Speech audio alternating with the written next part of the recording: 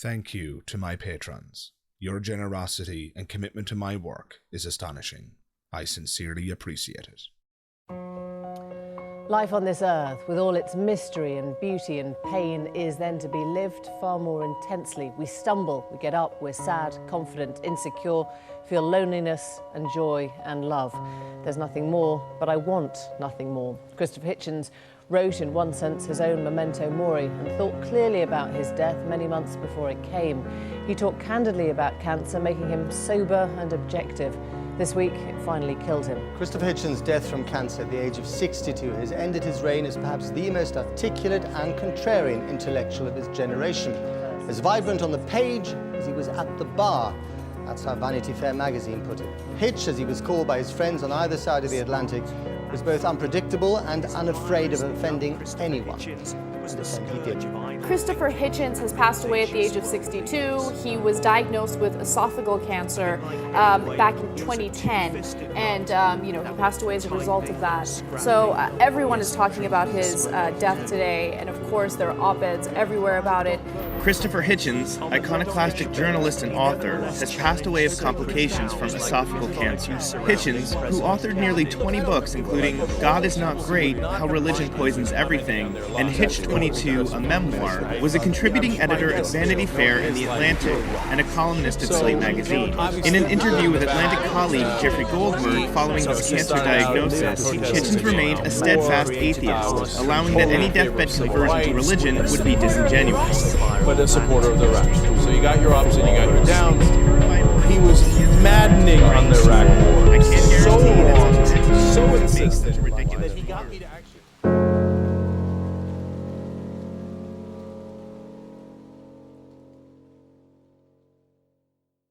What can be said about Christopher Hitchens that hasn't already been said? His politics, his wit, his incalculable grasp of the written and spoken word, the venom that he reserved for those he most despised. There's countless videos, essays, and articles that discuss all of it. So why then am I making this video? And it's simple. First and foremost, Christopher Hitchens is my intellectual hero.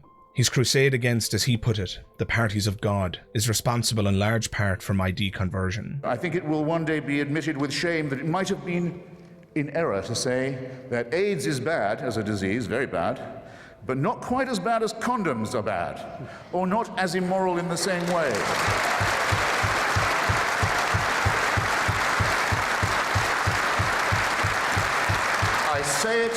I say it in the presence of his grace, and I say it to his face.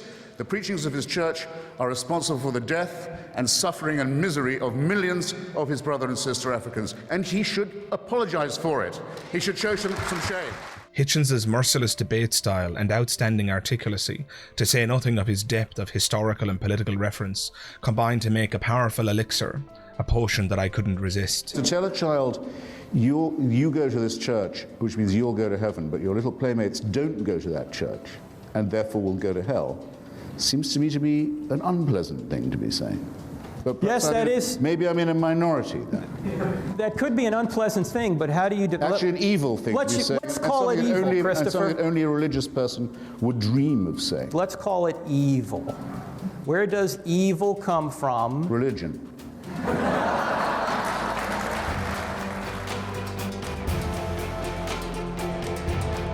Hitchens chewed up his opponents and spit them out, but he did so with precision and humorous flair that both excited the intellect and ignited that same primal feeling one gets when their favourite boxer lands the perfect uppercut on their opponent's chin. All of this could be part of a plan. There is no way an atheist can prove it's not. But it's some plan, isn't it? With mass destruction, pitiless extermination, annihilation going on all the time, and all of this set in motion on a scale that's absolutely beyond our imagination, in order that the Pope can tell people not to jerk off. Hitchens had it all. Were it not for his tireless efforts in the fight against theocracy, I may have never become the person I am today. Yours truly, Magic Skeptic, and this channel, in all likelihood, may never have come to fruition. Without Hitchens, it's quite possible that I never would have escaped the clutches of the Catholic Church. I would have continued to believe that evolution was folly and that Jesus was my Lord and Saviour. So this video serves as an ornament of my gratitude to a man who'll never hear my thanks. But doesn't gratitude, even in the absence of the recipient, matter still? Shouldn't I thank Hitchens so, at the very least, his loved ones might see that his legacy lives on in the lives of those who not only considered themselves fans, but live according to the example he set? Furthermore, isn't it possible that my thank you could introduce new people to Hitchens' work? And that those individuals could be inspired as I was? Whatever the case may be, I present to you my thoughts and appreciation for the beautiful mind of Christopher Hitchens. Christopher's wit and comedic stylings were apparent very early in his career, and while his sense of humour certainly wasn't for everyone, I for one adored it, even when it bordered or explicitly trespassed into the domain of mean-spiritedness. Let me ask a question to Mr. Heston. Can he tell me clockwise what countries have frontiers and borders with Iraq, starting from Kuwait? Yes, indeed I can. Those borders are going to be very flexible, I think, and Iran and Iraq demonstrate that. But you can, you? Let me come to. It wouldn't take a minute. Let me come to your comment. Kuwait, Bahrain, Turkey, Russia, Iran. Exactly. You don't know where it is, in other words, do you? You have no idea where the country is on the map, and you're in favor of bombing it now rather than later on the whim of a president. Mr. Hitchens, if I can interject, I'm not sure that the instantaneous command of the geography of the region. Oh, I don't know. I think if you're in favor of bombing a country, you might pay it the compliment of knowing where it is. The veto of the nuclear arms pact has to do with our fear of Soviet nuclear weapons. Oh, come on. Our pursuit, you don't think it does? Really? You really doubt that? That's Mr. Hitchens, you seem rather extreme. That's as true, Mr. Heston, as the supposition of yours that Bahrain, which is an island, has a common border with Iraq. Mr. Hitchens, you are insulting in taking up valuable network time with an ad hominem attack rather than rational discussion. You have not addressed a single one of the issues raised. You're giving a high school geography lesson and a high school view of the consequences of the end purpose of this war. Keep your hairpiece on. Excuse me, gentlemen. Here, Hitchens eviscerates Charlton Heston in the most condescending and, dare I say, hilarious manner. Relevant or not, he demonstrates with clarity that Heston is unfamiliar with the geography of the region.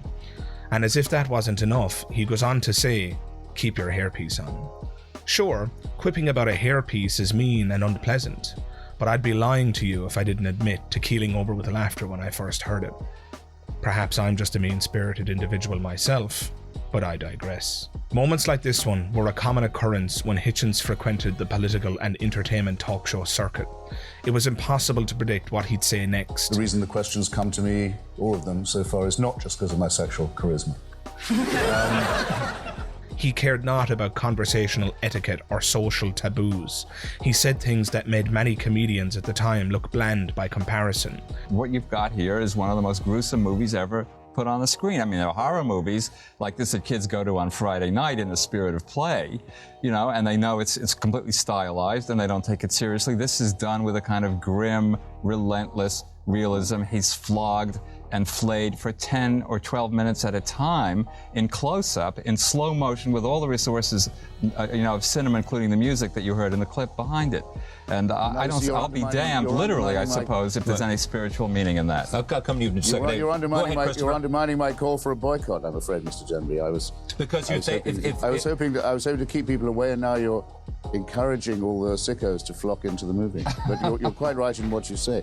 I mean, it's very strange to me that Mel Gibson, who's also spent a lot of his time making very vulgar and persecuting remarks about homosexuals, would appear to want to make a movie that's an appeal to the gay Christian sadomasochistic niche market. But I don't pretend to understand the lurid mind of this guy.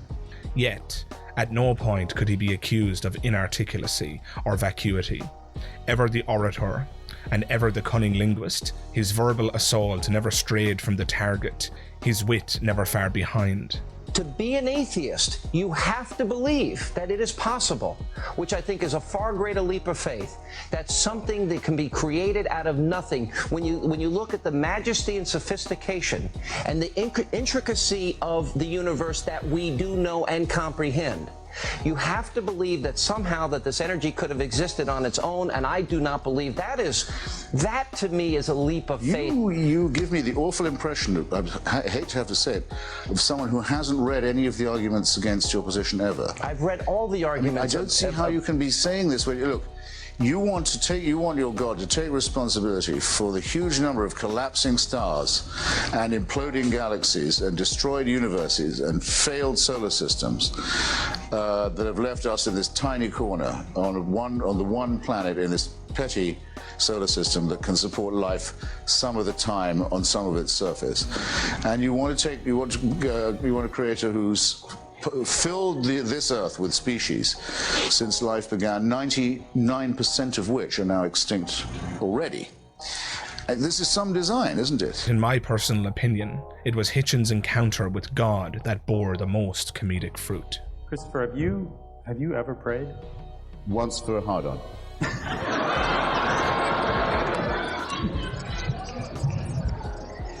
And I don't know whether it worked or not. Again, this sense of humour isn't for the prudish among you. Those with a sensitive constitution did well to avoid Hitchens' irreverent utterances, but his comedy was much more than mere irreverence. Sure, Hitchens used his wit to undermine his opponents, and some might even argue to procure a cheap laugh here and there. However, his humour was also deployed as an intellectual weapon that revealed the inadequacies of those who were unfortunate enough to share the stage with him. Funny though he was, he spoke with sincerity and purpose. His thoughts were precise, exacting, profound, and often gut-wrenchingly hilarious. The Pope's authority to say you can't have a condom comes from his ability to certify a miracle, a disturbance in the natural order. I think it was David Hume who put it slightly vulgarly. This was again about the virgin birth, I think. Which is more likely, that the whole natural order is suspended, or that a Jewish minx should tell a lie? There has to be an answer to this kind of question. Not even audiences escaped his fury if they were brave enough to pose a question and/or challenge that Hitchens thought little of. My question is to Christopher is how you can justify wanting to take something away from people from 95 that gives meaning to 95% of the American people and replace it with something that gives meaning to just 5% of the American people. Well, what an incredibly stupid question.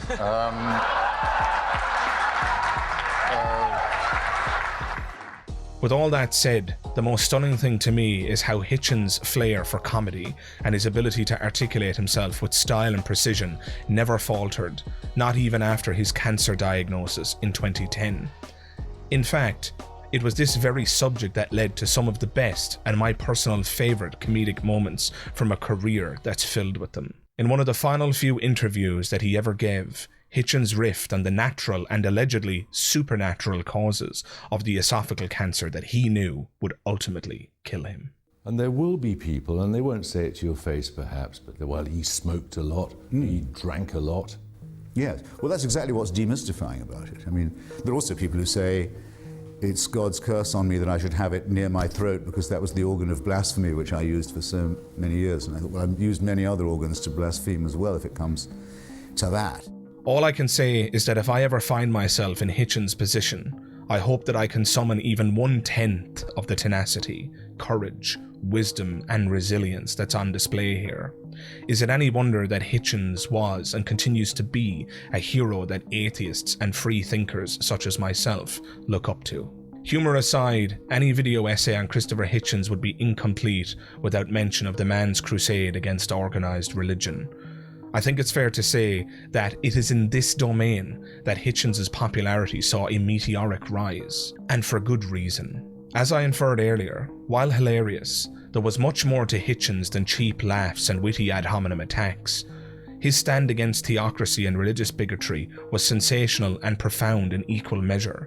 He attacked largely unchallenged religious practices and, in so doing, revealed the immorality of those who would seek to defend them. The death of Jerry Falwell in 2007 and Hitchens' reaction to it demonstrated his unwillingness to pull his punches and his refusal to abide by social norms, even while the body of the deceased was still warm. obviously, we know where you stand on religion, we know where you stand on Reverend Falwell. By being so angry about what his legacy was and is, are you not hurting his family and others who may have no dog in that hunt, but who would just like a few moments to celebrate his life and have some peace? Well, I don't care whether his family's feelings are hurt or not. But if they are, they can take comfort from the extraordinary piety and stupidity and, generally speaking, uniformity of the coverage of the man's death. But he devoted his life to his religion. Do you have nothing good to say about him at all? No, I repeat, Jerry Falwell lived on hatred and superstition and bigotry. He preached dislike of people whose lives he knew nothing about. He raised money from credulous fools. You don't know anything about his life. Now, excuse me, sir. You can either ask me on and ask my opinion, or you may not. But I don't have to be here if you're going to take that attitude. Well, you could leave. You spent the first half by saying I had no right to the opinion you'd asked me on to express. Now you're tiring me out. I repeat, though. No, what I said is your opinion was thoughtless. What you wrote was crude and mean and hateful. That's what I said. You took up all the time for my answer with your long, rather unlettered question. Oh, okay. Jerry Falwell made a career out of sponsoring dislike and superstition, said that people he didn't like were going to hell, said the United States deserved to be attacked by Islamic fascists, said he believed that people would be raptured into heaven, leaving all the rest of us to wallow behind. I think his death is a deliverance. And if you say that someone who occasionally makes a charitable donation is a good person, then you have to say that Hamas and Hezbollah, who do all this charitable giving and charitable organizing, are the same. In a country that celebrates it, Ralph Reed. You have 22,000 members of his church. You have millions of others of people who looked up to him and admired him. I would really hope that people like Christopher would show the decency and respect to let those people mourn and remember his memory without being torn down and attacked. Tell it to your business partner. Good try, Christopher. Tell it to a personal friend of mine, and I'll miss him. When we come back, Tyler gets too close to a dancing performance in Times Square. Hitchens refused to hold back. He wouldn't let polite society or social mores get in the way of honest criticism of what he viewed as necessary moral denunciation. Hitchens was simply unwilling to suspend his crusade, not even for the benefit of the grieving, and I for one admire this quality. Falwell immiserated people with his preaching, and Hitchens wasn't going to allow something as trivial as dying to get in the way of what needed to be said. Again, Hitchens was uninterested in social conventions and practices, especially those tied to religion, and nowhere is this more apparent than in the following, now infamous moment where Hitchens attacked the practice of circumcision. Christopher, I've got to call you down on referring to circumcision as genital mutilation. My son cried more at his first haircut than he did at his bris. And statistically... You weren't doing it right then. Statistically, the only long-term effect that it seems to have on people is it increases their chances of winning a Nobel Prize.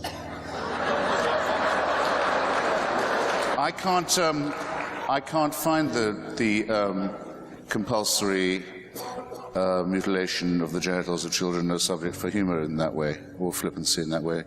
Maimonides says very plainly that it's designed to repress sexual pleasure, to deprive us, a male child as far as possible of the opportunity of that.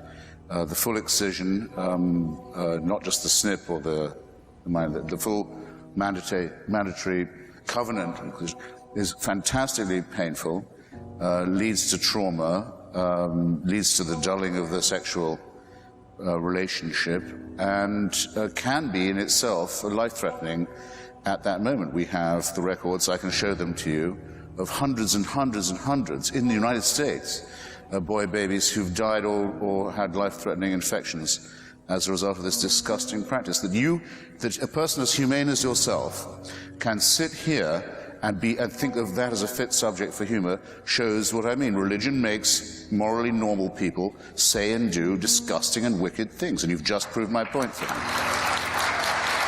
Shame on you for saying what you just said. Shame on you for saying it about your own son, my God. Let's move on. Yes, let's. What next? Cutting the labia of little girls. At least Judaism doesn't do that. This is a question. What if a Muslim was to say to you just now, my little girl cried more at her first haircut than when I cut off her clitoris? What would you think of me if I was to say such a disgusting thing? It's clear to me that there's a common theme in the religious targets that Hitchens reserved his most potent venom for. The common denominator appears, to me at least, to be victimhood. Wherever and whenever an interlocutor's beliefs and practices had an obvious, explicit, and negative impact on an individual or collective, Hitchens could be seen at his most aggressive. This is perhaps why he refused any semblance of respect for Falwell on or after the day of his death. After all, his teachings immiserated innumerable people.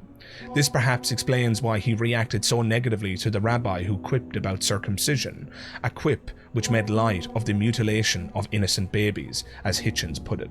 Hitchens, whatever else you may wish to attribute to him, clearly cared about the victims of theocracy, particularly children, his love for which is on full display in the following public appearance, captured shortly before his death.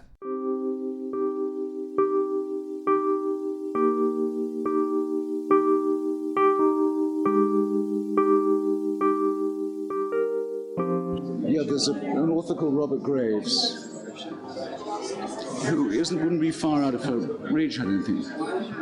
There's wonderful tales of Greek and Roman mythology. Actually, the Greek stuff is pretty good. I've already read those. You've read all of them? Yes. This is getting worse and worse. She's floored me twice now. This is like the rabbis confronting Jesus outside the temple, you know. Well, I was eager to meet famous free thinkers, and because I want to grow up to be a free thinker. My mom says I'm not, but I already am. I really wish you well, Liz. I wish there were more like you. Actually, what would we do if there were too many? Lots of love. Take it easy. Remember the love bit also. But the most compelling evidence for my thesis, that Hitchens reserved his most potent venom for religious victimizers, is undoubtedly his takedown of the Catholic Church and accompanying defense of his friend Stephen Fry, himself a gay man. His stand against the immoral teachings of the Catholic Church, while certainly not original, was conveyed with such brilliance, with such linguistic proficiency, and with such impassioned elegance that it was impossible to look away.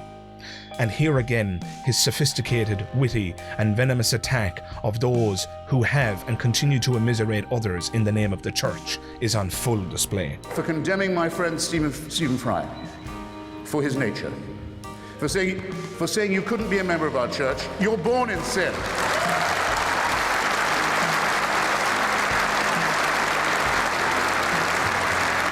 There's a revolting piece of casuistry that's sometimes offered on this point. Yeah, we hate the sin only. We love the sinner. Stephen is, I'm sorry to say, not quite like other girls. It's his nature. Actually, he is like other girls in that he's, when I last checked, absolutely boy mad. He's not being condemned for what he does, he's being condemned for what he is. You're a child made in the image of God. Oh no, you're not. You're a faggot. And you can't join our church and you can't go to heaven. This is disgraceful, it's inhuman, it's obscene, and it comes from a clutch of hysterical, sinister virgins who've already betrayed their charge in the children of their own church. For shame, for shame. It is as clear to me now as it was then that Hitchens was, and is, a truly one-of-a-kind intellectual, the likes of which come but once a generation, if even that. Christopher Hitchens died in December 2011 due to pneumonia, a complication of the esophageal cancer that he had been diagnosed with a year previous. A career that began decades earlier was tragically cut short. The void that Hitchens left in his stead was palpable, and while I was never one for tabloid grieving and social outcry at the thought of another celebrity kicking the bucket, I for one can attest to a profound sense of loss for a man that I never had the privilege of knowing. I believe Sam Harris captured the collective sense of loss quite elegantly when he said the following. I'd like to take a moment, as many people have, to just acknowledge the void that is left by the death of our friend Hitch. while it might be possible to guess what he would have thought about a number of the topics raised here, it's almost impossible to imagine how well he would have expressed those thoughts. The man had more wit and style and substance than a few civilizations I could name.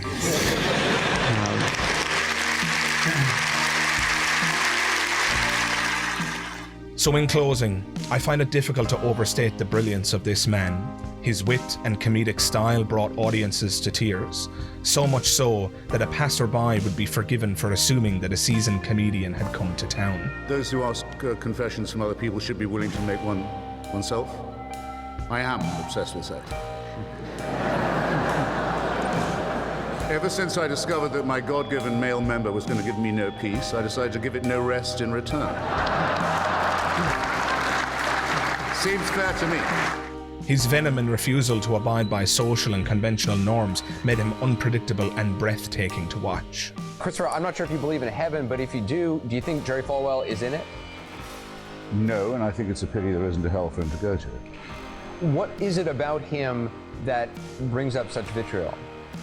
The empty life of this ugly little charlatan proves only one thing, that you can get away with the most extraordinary offenses to morality and to truth in this country if you'll just get yourself called reverend. Who would, even at your network, have invited on such a little toad to tell us that the attacks of September the 11th were the result of our sinfulness and were God's punishment if they hadn't got some kind of clerical qualification? People like that should be out in the street shouting and hollering with a cardboard sign and selling pencils from a cup. His tireless battle against the parties of God and their apologists birthed an atheist movement unlike anything the world had ever seen. I don't at all look forward to the death of Joseph Ratzinger, I don't. Or any other pope, not really. Except for one tiny reason which I ought to confess and share with you. When he dies, there's quite a long interval till the conclave can meet. Maybe Cardinal Law will still be on it to pick another pope. Sometimes it goes on for months till they get the white smoke. And for that whole time, that whole interval, it's a delicious, lucid interlude, there isn't anyone on earth who claims to be infallible. Isn't that nice? All I want to propose in closing is this, that if the human species is to rise to the full height that's demanded by its dignity and by its intelligence, we must all of us move to a state of affairs where that condition is permanent. And I think we should get on with it. His bravery and emotional depth, or, dare I say, poetic spirit, led to many profound and beautiful speeches and prose that rank him among the world's best orators and writers. This bravery and depth is routinely found on full display in Hitchens' many interviews and debates, like this one, filmed towards the end of his life. You can't avoid the question, however stoic you are. You can only bat it away as a silly one. I mean, millions of people die every day. Everyone's got to go sometime. I came by this particular tumour honestly. I mean, if you smoke, which I did for many years, very heavily, with occasional interruptions, and if you use alcohol, you make yourself a candidate for it. And that's in your 60s. You said, I mean, you burned the candle at both ends. You think... And it gave a lovely light. It gave a lovely light. So what can be said about the beautiful mind of Christopher Hitchens that hasn't already been said? Perhaps nothing. When asked himself about his legacy, the man said the following. Do you think it's been a life well lived? I'd really have to leave that to others, Jeremy. I have to.